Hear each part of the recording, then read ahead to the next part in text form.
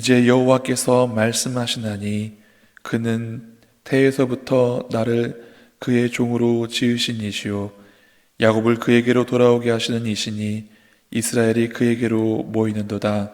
그러므로 내가 여호와 보시기에 영화롭게 되었으며 나의 하나님은 나의 힘이 되셨도다.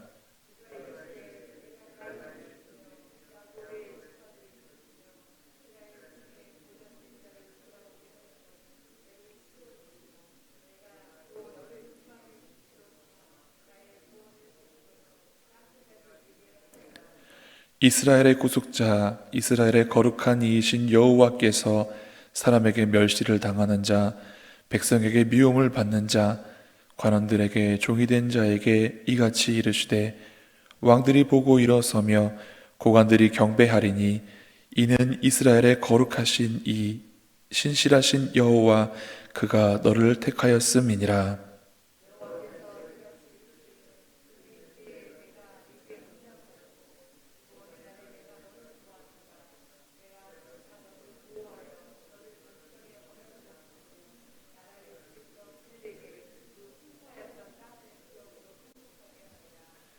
내가 잡혀 있는 자에게 이르기를 나오라 하며 흑암에 있는 자에게 나타나라 하리라.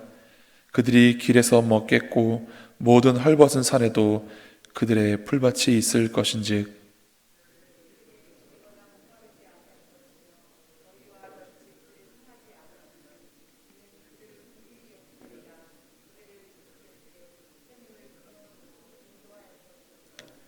내가 나의 모든 산을 길로 삼고 나의 대로를 두드리니.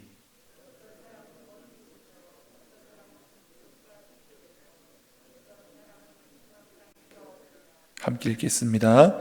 하늘이여 노래하라. 땅이여 기뻐하라. 산들이여 즐거이 노래하라. 여호와께서 그의 백성을 위로하셨은즉 그의 고난당한 자를 긍휼히 여기실 것임이라. 아멘. 어느 유대인 중에 예수님을 믿게 된 분이 계셨습니다. 보통 유대인들은 하나님은 믿지만 예수님을 메시아로 믿지 않는 경향이 너무 강합니다. 왜냐하면 그들이 생각하는 메시아는 다윗과 같이 이웃 나라들로부터 유대를 회복시키고 강하게 만들 그런 정치적인 메시아를 꿈꾸고 생각해 오기 때문에 그렇습니다. 그래서 아직도 예수님을 믿지 않는 유대인들은 하나님이 메시아를 보내지 않았다라고 생각하는 이들이 있습니다. 그런데 그 유대인은 예수님을 믿는 분이셨습니다. 그리고 그분이 유대인으로서 예수님을 믿기 어려운 이유가 바로 그들이 생각하는 메시아가 하나님이 생각하는 혹은 우리가 믿는 우리 죄를 위하여서 우리를 대신 우리의 죄를 담당하시고 죽으신 예수님을 메시아로 믿지 못하는 일이었습니다. 그래서 그분이 하시는 말씀이 하나님의 말씀을 잘 아는 유대인들이 제일 걸려하는 말씀이 어느 말씀이냐면 이사야 53장에 있는 고난받는 주의 종에 대한 말씀이라고 합니다. 왜냐하면 그들이 생각하는 메시아는 고난을 받지 않아야 합니다. 오히려 고난 가운데서 자기들을 회복시켜야 됩니다. 그런데 이사야 53장에 보면 우리의 죄를 담당하시고 고난을 당하시는 하나님의 종의 이야기가 나와 있기 때문에 유대인들에게 이사야 53장에 나오는 고난받는 종에 대해서 이야기하면 굉장히 대답하기 어려워한다라고 합니다. 그런데 하나님의 종, 여호와의 종에 대한 노래는 이사야 40장 이후로 총 4번 나옵니다. 방금 말씀드린 이사야 53장에도 나오지만 오늘 우리가 읽은 이사야 49장에도 여호와의 종에 대한 말씀이 기록이 되어 있습니다. 총 4번 중에 오늘 이사야 49장은 두 번째에 나오는 여호와의 종에 대한 말씀입니다.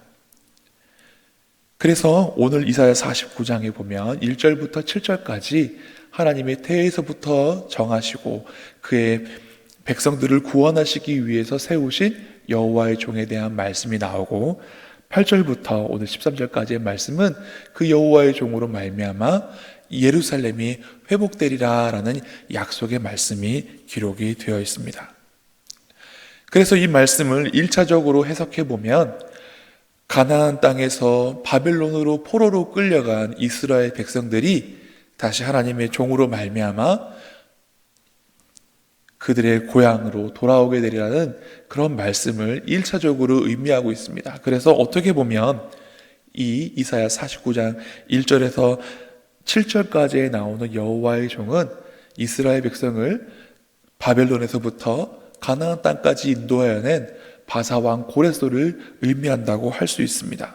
그러나 말씀을 잘 보면 이 구원이 이스라엘 민족에게만 해당되는 것이 아니라 다른 이방에게도 해당된다는 말씀을 통하여서 이것은 고레스 왕을 넘어선 하나님의 종이 나중에 모든 백성을, 모든 만민을 구원하게 되리라 하는 의미를 가지고 있습니다.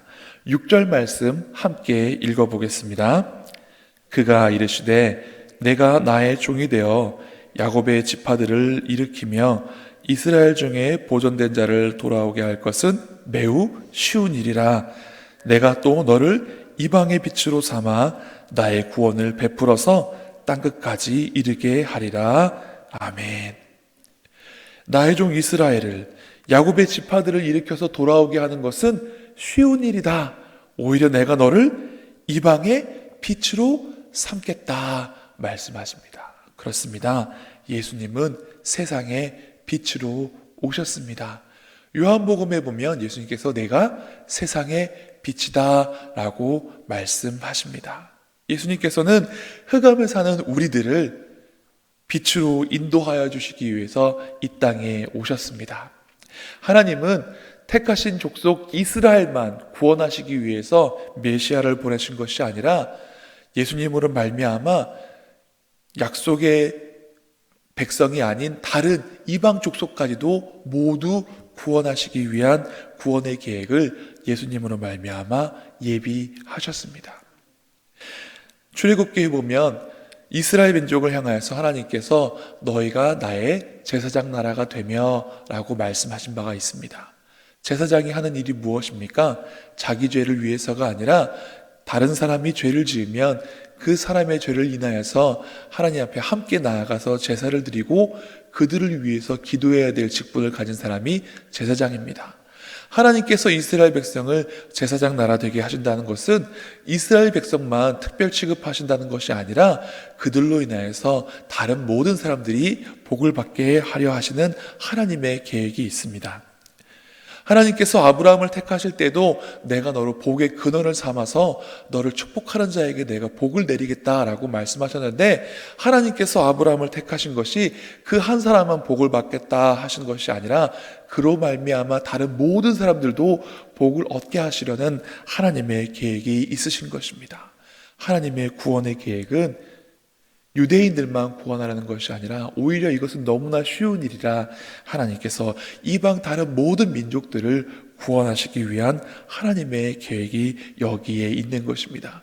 그래서 전에는 우리가 흑암에 있었고 언약 밖에 있었으나 예수님으로 말미암아 우리가 하나님의 구원의 백성이 되게 된 것입니다. 하나님은 우리도 구원하시기 위해서 예수님을 이 땅에 보내셨습니다.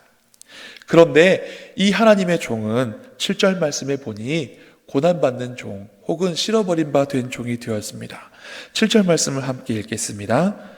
이스라엘의 구속자, 이스라엘의 거룩한 이이신 여호와께서 사람에게 멸시를 당하는 자, 백성에게 미움을 받는 자, 관원들에게 종이 된 자에게 이같이 이르시되 왕들이 보고 일어서며 고관들이 경배하리니 이는 이스라엘의 거룩하신 이 신실하신 여호와 그가 너를 택하였음이라. 아멘. 하나님께 택함을 받은 자, 이 사람은 어떤 특징을 갖는가? 말씀해 보니 사람에게 멸시를 당한다라고 되어 있습니다. 백성에게 미움을 받고 관원들에게 종이 되었다라고 말씀하십니다. 예수님이 그렇게 사람들에게 미움을 받았습니다. 멸시를 받았습니다. 건축자의 버린 돌이 되었습니다. 그러나 하나님은 건축자의 버린 돌같이 된 예수님을 우리의 모퉁이 돌 되게 하셨습니다. 우리 교회의 반석이 되게 하셨습니다. 우리 신앙의 기초가 되게 하셨습니다. 그는 흠모할 만한 것이 없었습니다. 그러나 하나님께서는 예수님으로 말미암아 우리를 구원케 하시는 그런 능력의 하나님이십니다. 빌립보서에 보면 예수님을 이렇게 표현하고 있습니다. 그는 근본 하나님의 본체시나 하나님과 동등됨을 취할 것으로 여기지 아니하시고 오히려 자기를 비워 종의 형체를 가지셨다라고 말씀하십니다. 십자가에 죽기까지 자기를 낮추신 이가 바로 예수님 여호와의 종인 것입니다. 그래서 하나님께서는 그렇게 겸손히 낮춰진 예수님을 통하여서 우리를 구원하시고 그래서 모든 이름 위에 뛰어난 이름을 그에게 주셨다라고 빌립보에서 말씀하십니다. 그래서 모든 무릎을 그 이름 앞에 꿇게 하셨습니다. 여기 이사야 49장 7절의 말씀처럼 사람들이 그를 미워하였고 또 관원들에게 종이 되었고 사람들에게 멸시를 받게 되었지만 결국은 하나님께서 그 이름을 높이시고 만민에게 칭찬과 명성을 얻게 하셨고 구원받은 자들에게 찬양을 받게 하셨습니다. 우리는 이제 우리를 위하여서 낮아지신 예수님을 높여드리는 믿음의 삶을 살아야 합니다. 나 때문에 죄 없으신 이가 죽으셨습니다. 나 때문에 하나님 보좌 우편에 앉으셨던 이가 죄인의 형상을 입고 이 땅에까지 오셔서 흉악한 강도나 지고 죽어야 할 십자가를 대신 지셨습니다. 그래서 우리는 예수님을 높여드려야 합니다. 하나님은 이 예수님을 통하여서 우리를 구원하셨습니다. 8절 말씀 함께 읽겠습니다. 여호와께서 이같이 이르시되 은혜의 때에 내가 내게 응답하였고 구원의 날에 내가 너를 도왔도다. 내가 장차 너를 보호하여 너를 백성의 언약으로 삼으며 나라를 일으켜 그들에게 그 황무였던 땅을 기업으로 상속하게 하리라. 아멘. 여기 8절 말씀해 보면 여호와의 은혜의 때에 또 구원의 날에 하나님께서 응답하셔서 너를 백성의 언약으로, 예수님을 백성의 언약으로 삼으셨다라고 말씀하십니다. 이 언약은 하나님의 구원의 언약입니다. 이 언약의 중보자 되신 이는 바로 예수 그리스도. 다른 이로서는 구원을 얻을 수 없나니 천하인간의 구원을 받은 다른 이름을 우리에게 주신 일이 없느니라 베드로가 말하였던 것처럼 하나님과 우리 사이에 구원의 이 언약의 중보자 되시는 이는 예수님 한 분밖에 없습니다. 내가 곧 길이요 진리요 생명이니 나로 말미암지 않고는 아버지께로 나아갈 자가 없느니라 말씀하셨습니다. 이번 여름 휴가 때 증평에 있는 천문대에 별을 보기 위해서 내비게이션에 길을 찍고 가고 있었습니다. 그런데 계속 가다가 제가 한 길을 지나쳐 왔더니 다른 길을 안내해 주었습니다. 아, 이 길로 가나 되나 보다. 방금 전에 내가 잘못 돌아온 것 저쪽으로 돌아오게 하나 보다 하고 금방 돌이켜서 그 길로 가게 되었습니다. 한참을 가니 인적이 드문 곳이 나왔습니다. 갑자기 담배 농장에 나왔습니다. 숲이 나왔습니다. 포장된 길이 끊기고 우둘두둘한 그런 돌짝밭이 나왔습니다.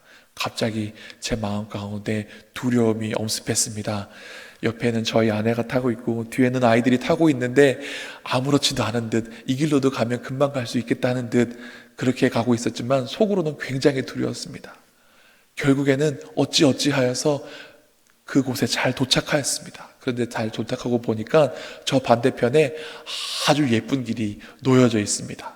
저는 잘못된 길로 갔습니다. 그래도 너무너무 감사했던 것은 어떻게든 목적지까지 잘 도착한 게 감사했습니다. 이렇게 세상에서 어떤 길을 찾아가려고 하면 좋은 길도 있고 나쁜 길도 있을 수 있습니다. 그러나 구원받는 길은 힘든 길, 쉬운 길 따로 있는 것이 아니라 오직 예수 그리스도밖에 없는 줄 믿으시기 바랍니다.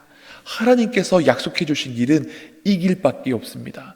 전에 이스라엘 백성들에게 율법을 주어서 이 율법을 잘 지키면 너희가 내 언약의 백성이 되고 나는 너희 하나님이 되리라 하셨지만 살인하지 말라 하신 이가 거짓말하지 말라도 또 거짓말하지 말라고 하시는 이가 내 이웃의 것을 탐내지 말라고 하셨으니 그 모든 법에 다 지켜서 능히 하나님의 구원에 이를 수 있는 자가 없었습니다. 그래서 하나님께서 새 언약의 중보자로 예수 그리스도를 보내신 줄 믿으시기 바랍니다. 예수님밖에는 다른 길이 없습니다. 율법을 주시기도 했지만 그 율법으로 능히 구원받을 자가 없었기에 하나님께서 우리에게 구원받을 통로를 허락하신 것 예수님밖에 없습니다. 예수님은 참 하나님이시면서 참 사람이셨습니다. 그래서 모든 일에 우리와 같이 시험을 당하신 이로되 죄는 없으십니다. 이 언약의 중보자의 특징은 무엇이냐? 참 하나님이시면서 참 사람이어야 합니다. 천사는 할 수 없습니다. 사람은 할 수 없습니다. 왜요? 사람은 죄가 있기 때문에 그렇습니다.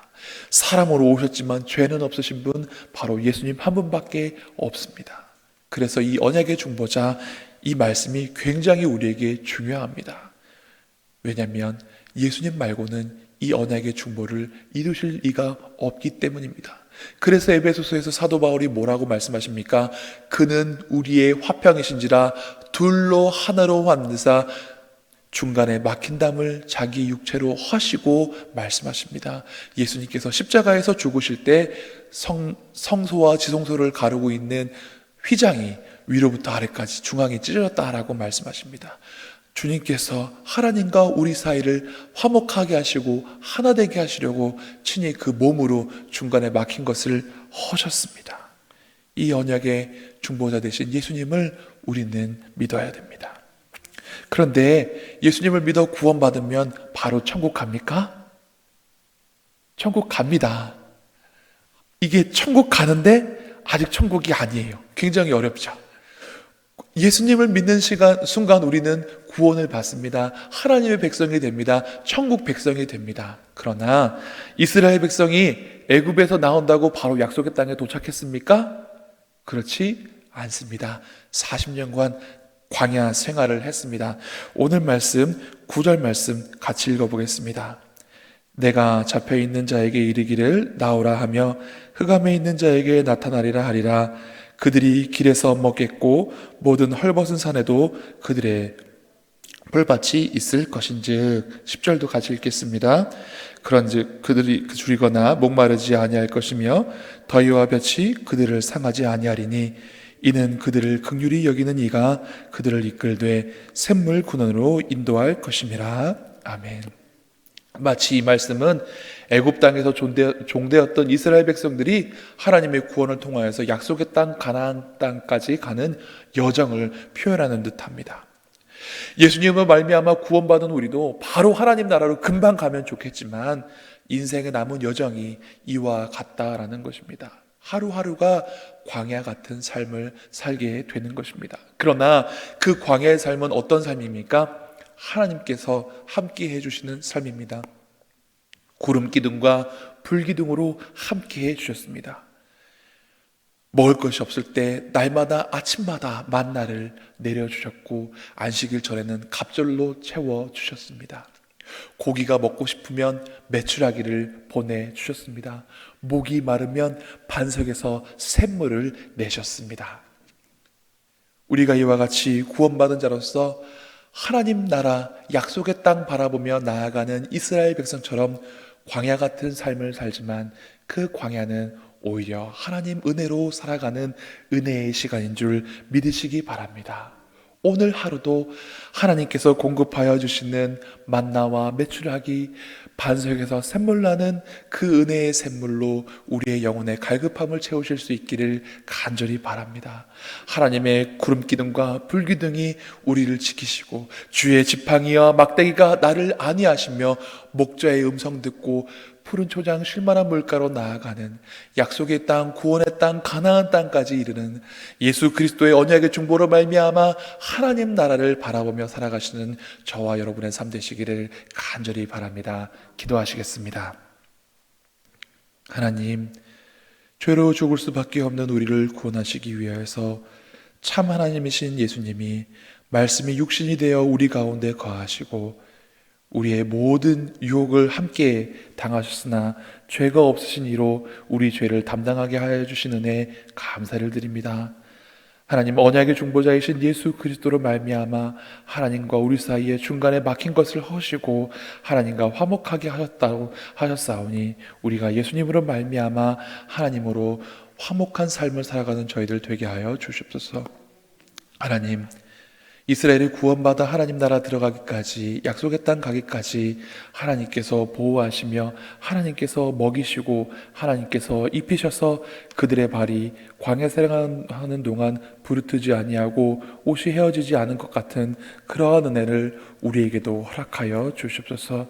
날마다 하나님께서 공급하여 주시는 만나로 살아가는 저희들 되게 하시고, 반석에서 샘물 나서 목마름을 해결했던 그들처럼 생수의 근원 되신 예수님으로 말미암아 우리가 영적인 갈급함을 해결할 수 있도록 도와주시옵소서.